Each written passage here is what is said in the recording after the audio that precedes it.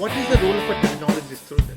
So, and I use this line a lot that the world would be amazing when analysts dream and dreamers analyze, right? So when they both come together.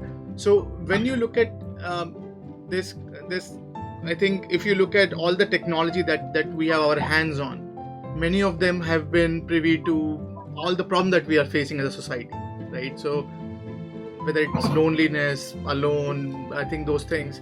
So when you look at those and this idea of creating a human-centric, humanizing experience organization, what do you think is the role of a technologist through this?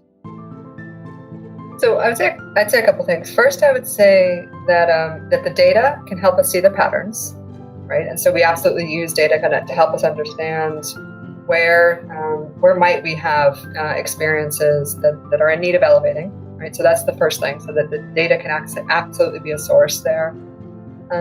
I think of technologists as pivotal in that they are problem solvers, right? And they're figuring out how to take.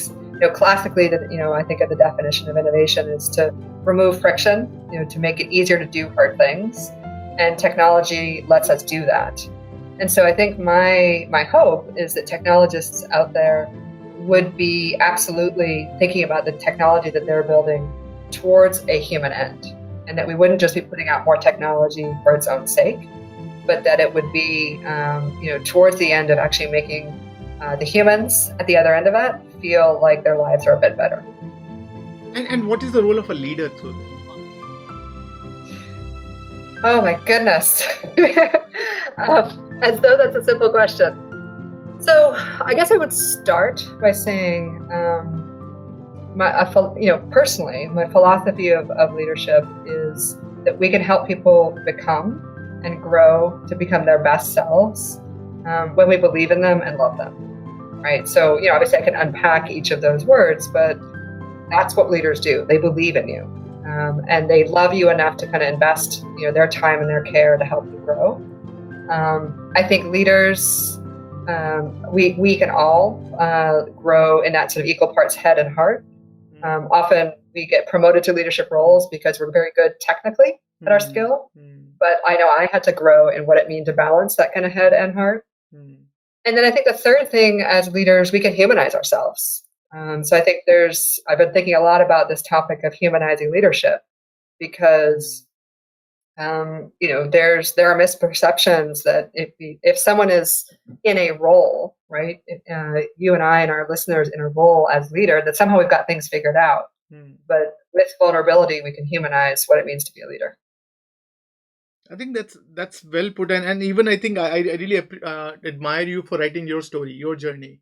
Thank Because you. I think that many times that is the hardest thing to do, is to just make yourself vulnerable enough, and I think that's inviting. That makes you actually people like you more because now they can relate with you. They can see that. I think and thank you for doing that. So I think you talked about that self-worth and burnout are related. So talk to us about that. So, I feel like I can talk about burnout either sort of theoretically or personally, right? And I think burnout, for me, is when we've made other people's priorities and other people's important things more important than our own mental health or our own sort of experience.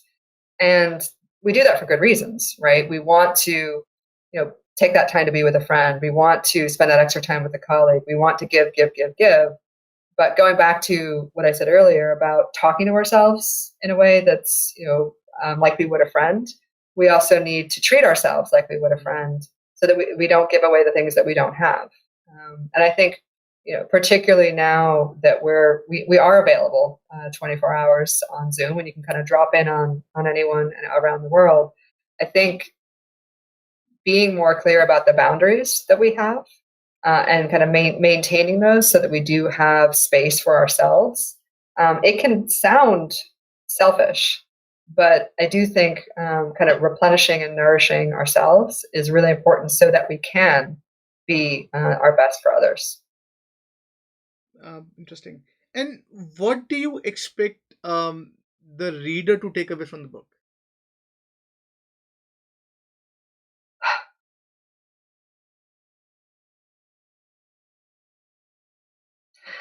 I would say this, that I think about the fact that you know, innovators and artists oftentimes feel like they don't belong in an organization because they see the world differently and they see the world as it could be, not necessarily as it is.